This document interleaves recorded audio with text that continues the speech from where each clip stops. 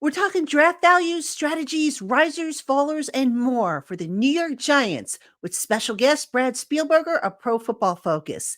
That's coming your way next on the Locked On Giants podcast. You are Locked On Giants, your daily New York Giants podcast. Part of the Locked On Podcast Network, your team every day.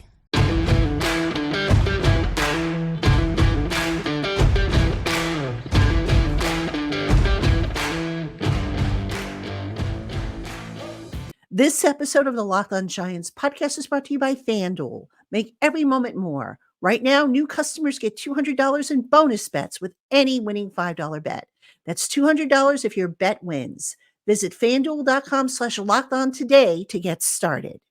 Hello, New York Giant fans, and welcome to another edition of the Locked On Giants podcast, part of the Locked On Podcast family, your team every day. I'm Patricia Traynor, your host, credential member of the New York Giants media for Locked On, as well as for Giants Country over on the Fan Nation Network, part of SI.com.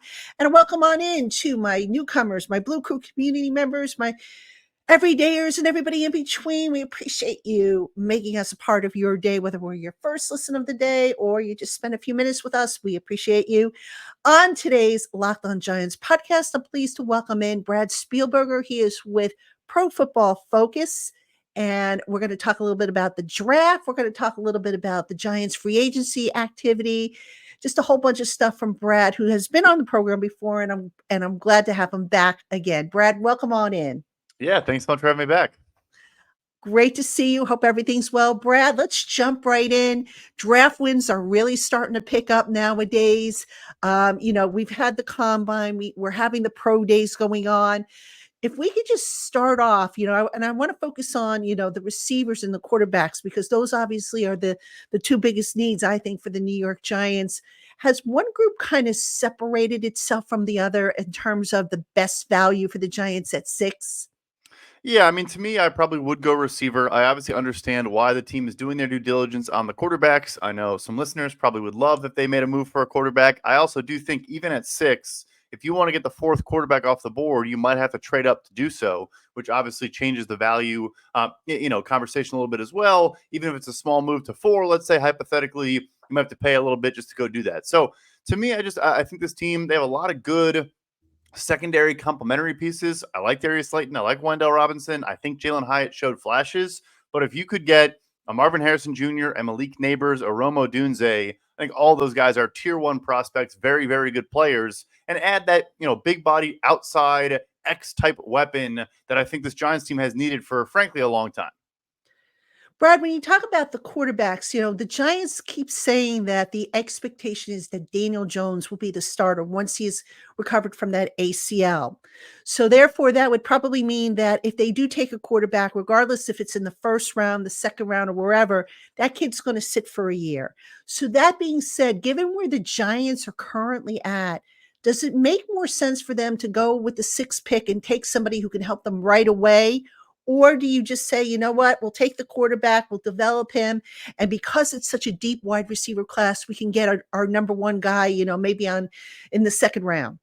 Yeah, so look, I think you always want to think long term. And if you have questions at the quarterback position, it's always great to bring that guy in, even if he does hypothetically sit for a year. And frankly, I think, a guy like a JJ McCarthy, who I think is still going to be the 4th quarterback taken, I actually do like him more than maybe some people seem to do. But I also think he's a guy that probably should sit for a year, learn the NFL game, add some more skills to his arsenal. Obviously there could be frustration of this isn't helping us win in 2024, but you got to think long term. You have to think about building a sustained winner. And if they don't think the quarterback is a guy that can do that, then you have to make that decision. And then, like you said, the beauty is there are going to be phenomenal prospects in the early 2nd round, like really, really good players at the wide receiver position. So you're not neglecting that spot by going quarterback in the 1st. You still could get a difference maker in the early 2nd. Let's stick with that for a minute if we could. Who are some of the prospects at wide receiver who maybe can be had in the 2nd round, who are, who can be a number 1 receiver in the NFL? Yeah, so a guy I really like is Troy Franklin out of Oregon. 6'3", a little bit skinnier, but maybe puts on some weight in an NFL weight room. A guy that ran pretty much every route in the tree. He is a good contested catch player. At the catch point, he's physical. He's got afterburners after the catch. He's very fast for his size. I've seen him not really going in a lot of first-round mocks, so I think he would be right in that range. More popular names, you've heard of Keon Coleman out of Florida State, certainly a fan of his as well. Another very, very good contested catch, big body, go up and get it. He's a great athlete, didn't test super well at the combine, but I think it was notable. They ran that gauntlet drill where the receiver runs in a straight line and catches the passes. And there was the stat that came out. He was the fastest player, maintained the highest, player tracking data speed. And play speed matters more than running a 40-yard dash. And I think you see that on tape. He's a special athlete as well. So those two guys there. And there are other names, but I think those are the guys that could be kind of that outside, bigger, vertical threat receiver. Now, just jumping back to the quarterback for a second, I've seen J.J. McCarthy mention top 4. I've seen him mention maybe, from 11 onward. Where do you have him? And if, assuming that you have him going up the boards, why is he going up the boards, considering that, at Michigan, he really didn't throw as much as, say, the other guys that are at the top of the quarterback class?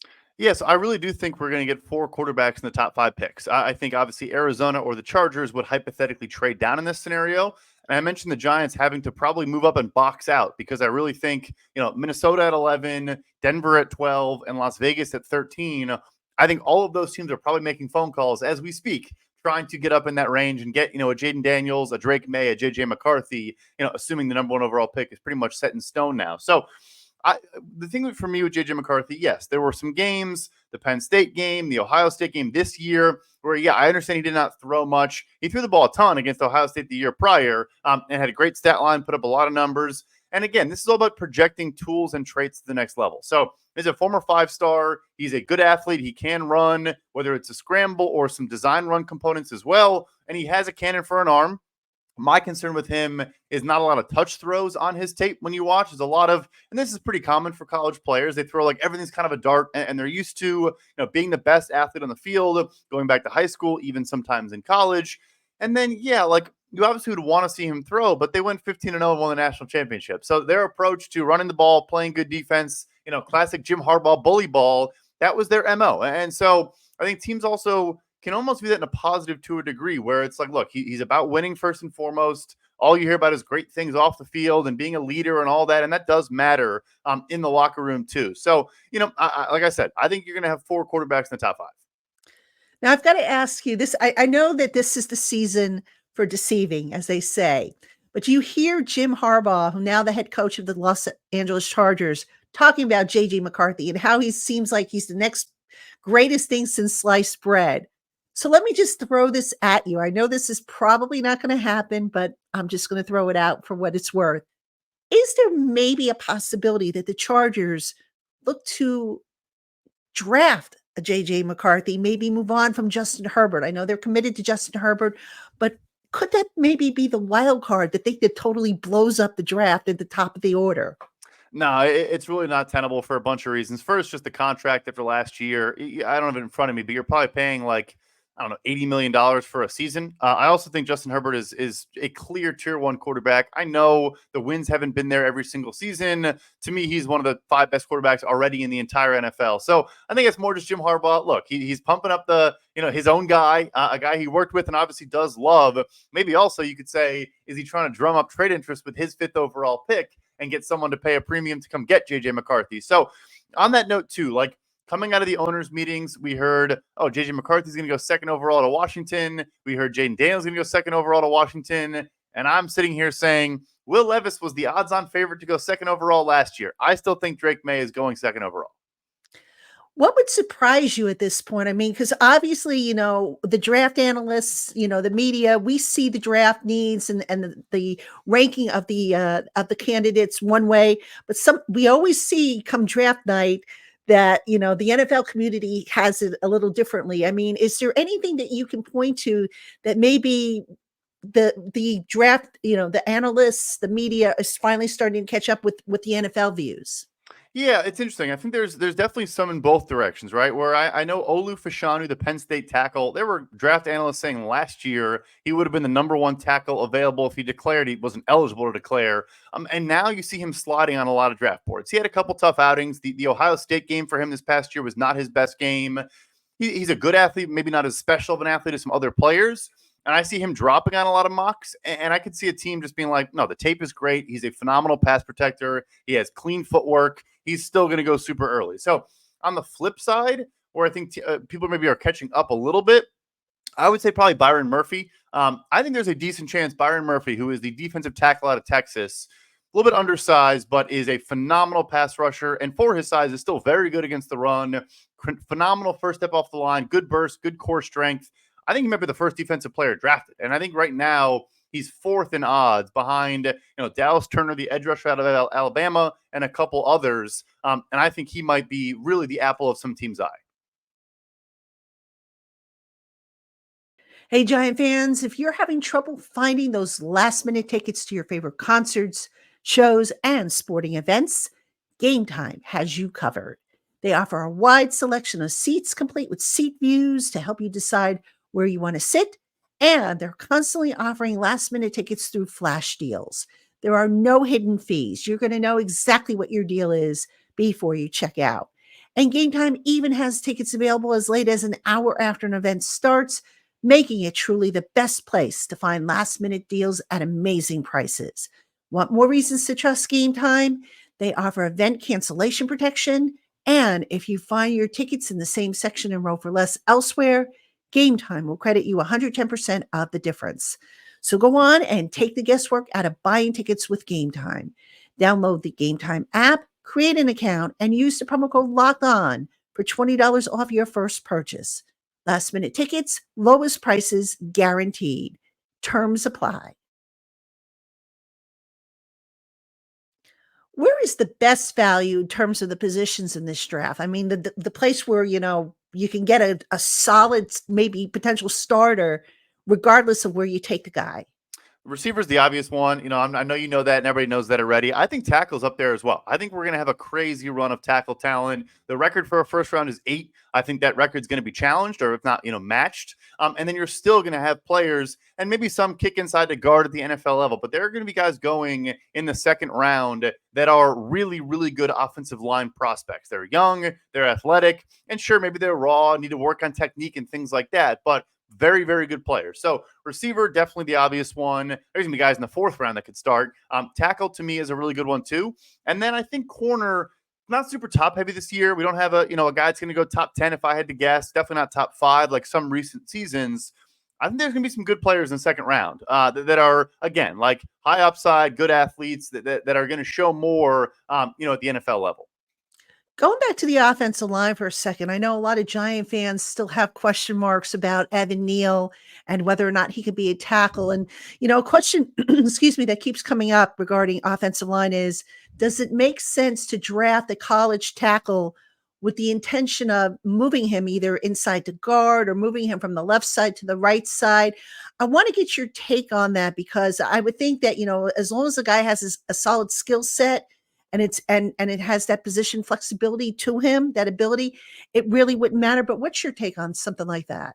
Yeah, I actually am kind of obsessed with this idea right now, and I actually outsourced this question personally. I asked a couple current and former NFL offensive linemen about this, because I kind of get frustrated when we see these guys come in, they've played on the left side forever or the right side forever, and then they come in and get put at the opposite side, and there's frustration from fans and whatnot, and the coaching staffs too, about them not coming along well. A perfect example is Kevin Dotson goes to the Pittsburgh Steelers. I want to say a third-round pick.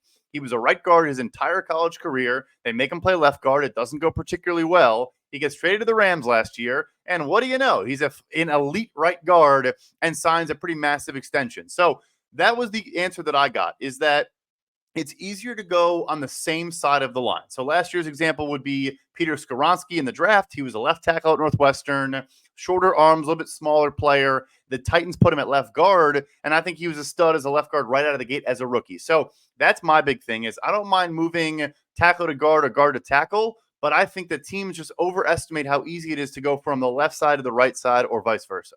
Yeah, it's kind of like, if you've been right-handed all your life and now all of a sudden you got to write with your left hand, it takes a while to develop the same motor skills, I guess, and the same muscle memory that you have with the side that you're most natural on. And it's interesting because Evan Neal, you look at him and where he was probably more successful, he was more successful on that left side. So I know I've been pounding the table for them to move him to left guard, but they keep saying, nope, he's a tackle. We're going to run it back with him at tackle. And maybe this new offensive line coach that they have, Carmen Brasillo, can bring out the best in him, but I don't know. I have my doubts.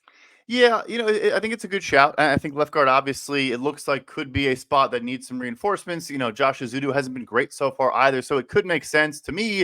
And I saw you at training camp last year. Neil is tall as can be. He's a big, big dude. Not that there are guys that have that profile that have kicked inside, but he looks like a tackle to me as well. But I know we're going to get into this a little bit, but the Jermaine Illuminor signing is a notable signing. It's a pretty strong swing tackle contract. If that's what it ultimately comes to be, it'd be the biggest swing tackle contract anyone signed this offseason. So he's a good player. He's a high floor player. Doesn't have the potential of an Evan Neal, but he's a right tackle in this league and has been for a couple years now at a high level in Las Vegas. That signing was not nothing. Since we're talking about, the signings, let's pivot a little bit to what the Giants did in free agency. Where did they get the best value? And then, you look at the guys that they let go, Saquon, Xavier McKinney. Did they make mistakes with letting those guys go? Yeah, so I'll stick with Illuminor. That's my favorite signing. It's from a value standpoint. I think I had it at 2 years 14 or 2 years 15. He obviously signed for 2 years 14, so exactly in line with what I thought his market should be.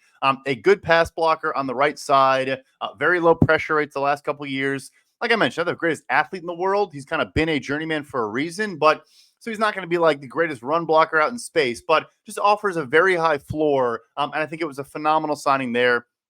As for a signing I didn't love, John Runyon's a solid player. And again, I appreciate going after guard. And I also still, you have to adjust for the crazy contracts we saw at guard across the entire NFL. So even with that context, I do think 3 years, $30 million is a little bit rich for Runyon, but it's not quite as bad when you see guys making $20 million, or signing 3-year deals for $17, $19 million a year. So yeah, I don't hate it, but it wasn't my favorite value. The Barkley thing, I think it kind of just came to pass. I think if they should have got the extension done last offseason if they were going to do it. They obviously chose not to. And so now I think it just makes sense for all parties to move on. I know it's tough for him to stay in the division in the NFC East and go to the Eagles. I'm from a family of Giants fans. They weren't super stoked about it either. But I think it kind of did make sense to move on there. Probably enables you to make a splash, like going out and getting a Brian Burns.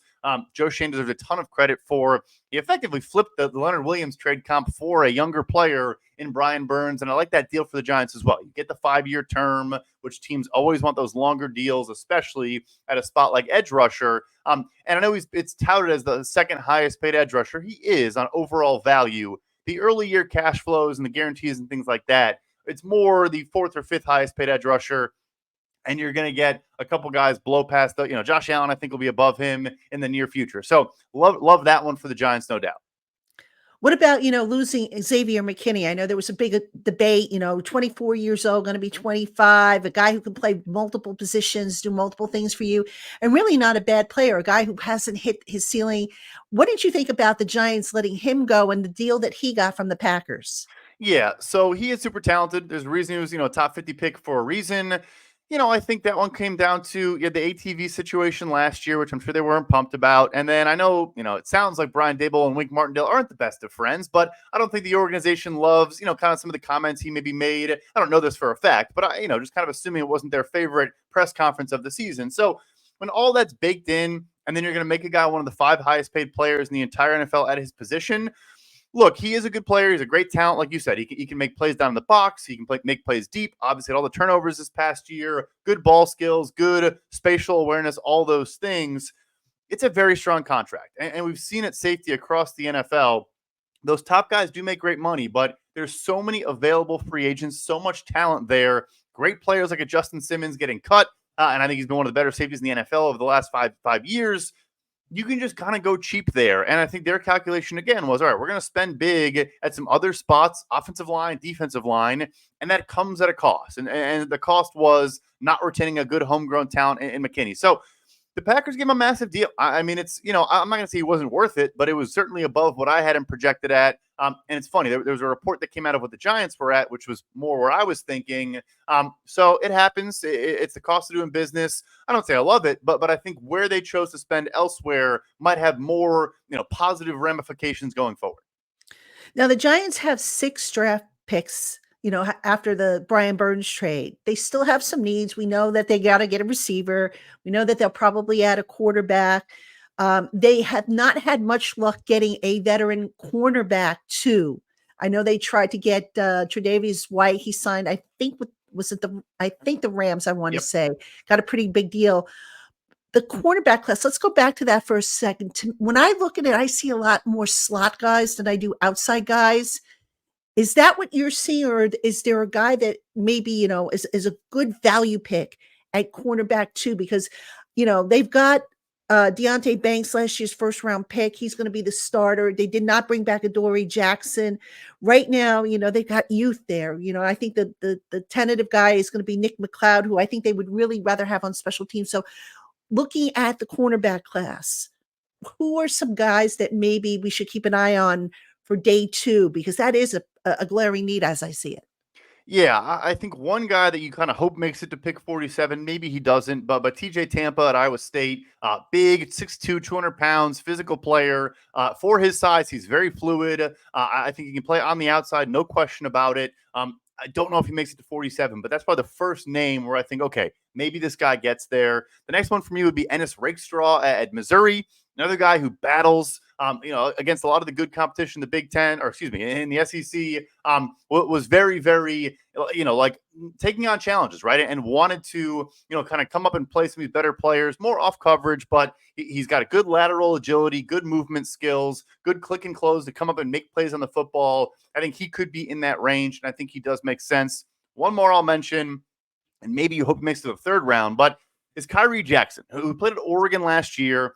He's very interesting. He was at Alabama. He transferred. There are some off-field question marks about him, but, I mean, the talent is undeniable. 6'2", 6'3", almost 200 pounds, and, again, a really smooth mover for his size. Again, in a lot of those high-contested Pac-12 matchups with these high-flying offenses, he took on a lot of challenges and played very, very well against the, Rome Odunzes of the world. So I wonder what teams think outside of football, but between the gridirons, he's a stud. Hey, Giant fans, say goodbye to busted brackets because FanDuel lets you bet on every game of the tourney. Whether you're betting on a big upset or a 1 seed, it's time to go dancing on America's #1 sportsbook. Right now, new customers get $200 in bonus bets if your first $5 bet wins. That's $200 to use on point spreads, money lines. You can even pick who's going to win it all. Just visit FanDuel.com/lockedon today and bet on college hoops until they cut down the nets. Now, Brad, when you look at the Giants roster as it currently stands, besides the obvious needs, receiver, quarterback, cornerback, what are some of the sneaky needs that you see this team really needs to address that maybe we're not talking about as much? Yeah, so I still think you could continue to add depth along the defensive line. Azeez Ojulari, when he plays, it does have some flashes, but he hasn't seemed to be a guy you can rely on for a ton of play over the first couple of years of his career. So obviously the 1-2 punch of Burns and Thibodeau should be great. But still, I would, and the interior as well. Obviously trading away Leonard Williams.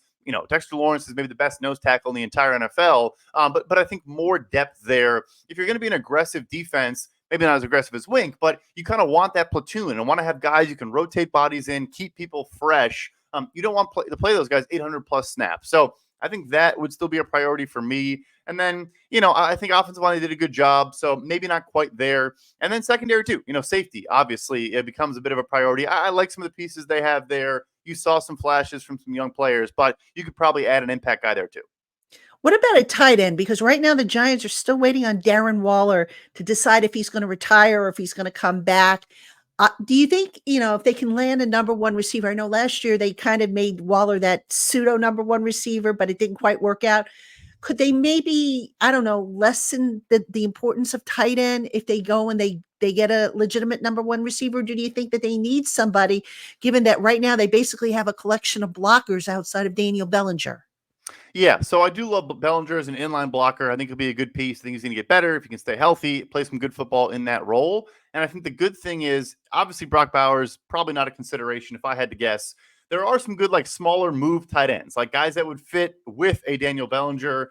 Second round, maybe you're looking at Jatavion Sanders out of Texas, a guy that you saw when you watched Texas, just always catching underneath balls, making players miss in space. Again, he's not going to be the greatest blocker in the world. He was willing. He definitely tried on tape, but he's a little bit smaller weight-wise. One other guy that I think is fascinating is Ben Sinnott from Kansas State. He's a guy who he lined up as a fullback a ton. He was inline. He was a tight end. He was flexed out wide as a receiver. He actually said at the Senior Bowl, he's the most versatile tight end in this class, and I don't think he's wrong. And he's a guy you could do a lot with and really get, all different alignments and do all different things. But like you said, yeah, you also could play way more 11 personnel and only have one tight end out there if you do get that number one receiver. When you look at what the Giants have done in free agency versus the draft and whatnot, you mentioned that they may have to trade up to get a top quarterback. Can they afford to do so given where they are in their rebuild at this point? Yeah, I think they could. I do. Like I said, I do like a lot of the pieces they have, in place. Like, there's no clear number one receiver, but you have three legitimate players, in my opinion. Obviously the Waller decision is going to be huge, one way or the other. If not, though, you save a bunch of money if he does retire. So it kind of, opens up some resources to go a different direction. And then, the defense, I'm still a believer in Deonte Banks. I loved him coming out of college. Early on in that defense, you're not getting pressure and you're putting him in very difficult positions. It was going to be a very tough adjustment. And I think by the end of the year, you saw why he was a guy they traded up for in the first round. I think he's going to be a stud. So I think they could. I do. I think the infrastructure is good enough to where you could feel confident about dropping a rookie in and saying, even if, again, he doesn't start until 2025, his supporting cast, and obviously they'll continue to add over the next couple of years, is good enough, and we feel good about what we've surrounded a hypothetical young quarterback with. Now, I want to ask you real quick about Daniel Jones and that injury guarantee he has. I know a lot of people are still confused about that. Can you explain for my listeners that injury guarantee? I've tried to explain it, but let's get another perspective in here. Yeah. So essentially, the way it works is if Jones is unable to pass a physical at a certain date, then that money would become not fully guaranteed. Basically, it would trigger the injury guarantee, right? So he obviously has all of his 2024 money already guaranteed. It's more about 2025. If the thinking is, it would kind of look like a couple situations the last couple of years. Everyone knows Russell Wilson last season kind of played out that whole battle via the media, the Broncos making him sit because they didn't want him to be injured. As of right now, about $23 million of his 2025 salary is guaranteed for injury right now. So essentially, let's say it's late in the season, not playing very well. You might see a Russell Wilson or Derek Carr happen in Las Vegas too, where they say, all right, Drew Lock's playing some games because they'll of course say it's for competitive reasons and whatnot. In reality, it's because you're protecting yourself and you're not letting that money become guaranteed where Jones cannot pass a physical early in 2025 and he's therefore owed that money. So the Giants are in essence rolling the dice here with Daniel Jones given his injury history because, God forbid he takes another wrong hit and that neck flares up, or God forbid, they obviously they like to run him and he's coming off that ACL. I mean, is this gamble really worth it in the long run, in your opinion? I think that's the thing too, is the style, right? Where, because of how he's used, and it's also just going to decrease his efficiency too, right? Like Kyler Murray, the first month he came back was not good. He was not productive. Once you saw him more comfortable, he didn't run quite the same as he did, early in his career, but scrambling more, dancing around the pocket more, and they had an occasional design run. It just opens up more of what he's capable of doing. And both those guys are good throwers too, don't get me wrong, but it just, when the defense has to account for that, it just opens everything up and makes your job easier. So, no, that is why I think it is legitimate that maybe they do go quarterback, because their calculus is we're also protecting ourselves for 2025 and not letting more money kick in that kind of further hamstrings us. Because, running the football is a big part of Daniel Jones. And like you said, it's not just the knee. There's other historical injury issues that are a little bit scary. Yeah, for sure. I think it's a little bit of a gamble, but I think it's one that they have to take, obviously, because he's not going anywhere this year. They can't get rid of him because of the cap hit. And, even a trade, I mean, who would trade for him at this point? I think, I've seen some proposals about trading him to Minnesota or to this team. And I don't think that would happen. I mean, between the money and also the injury history and where he's at in his rehab, I think that's asking quite a bit. But Brad, final question for you. What would be the one thing that you would anticipate maybe the Giants would do that would just absolutely blow up Giants Twitter? That's a great question. I mean, I don't know if they're in the sweepstakes here, but maybe they are. I mean, they obviously just traded for Brian Burns. The one thing I would say is I do think one of the 49ers receivers, whether it's Brandon Ayuk or Deebo Samuel, and then I guess let's throw in T. Higgins too. Like that'd be my answer. Like they get in the waters of a trade for a pass catcher. Obviously, I guess you could argue Higgins may be the best fit as again that big body contested catch outside player to work with a smaller, speedier core around him. Or I think Brandon Ayuk really is underrated. It seems I think he's a top 10 player at the position in the NFL. So maybe that's the big splash that they want to go quarterback at 6 or they want to do something else at 6. And like we talked about, there are good players available later, but they say, and therefore we're going to take the quarterback and then we're going to make a trade for a big name receiver. They certainly need a receiver one way or another. And, you would think it would make sense to put him on a rookie deal because, of what they've got coming up. But that's the other thing, a lot of people, I think, don't look down the line and see, okay, who do they have coming up for renewal and stuff like that. So that I'm sure factors into the decisions that General Manager Joe Shane will need to make. Yeah, I mean, Darius Slayton's going into a contract here, right? So and he's been the most productive guy the last 2 seasons, and he's either maybe gets extended potentially, or maybe the draft kind of influences that decision making going into 2024. Yeah, definitely. Brad, awesome stuff. I tell you, the half hour always goes by so quickly when you're on. I appreciate all the insight. I appreciate your time. He is Brad Spielberger. You can find his work over on Pro Football Focus. He also does a little bit of cap stuff. He's so versatile. Check him out, folks. You can follow him on X, formerly known as Twitter, at PFF_Brad. For Brad Spielberger, I'm Patricia Traina. Giant fans, thank you for tuning in to the Locked On Giants podcast, and we will, of course, will see you tomorrow.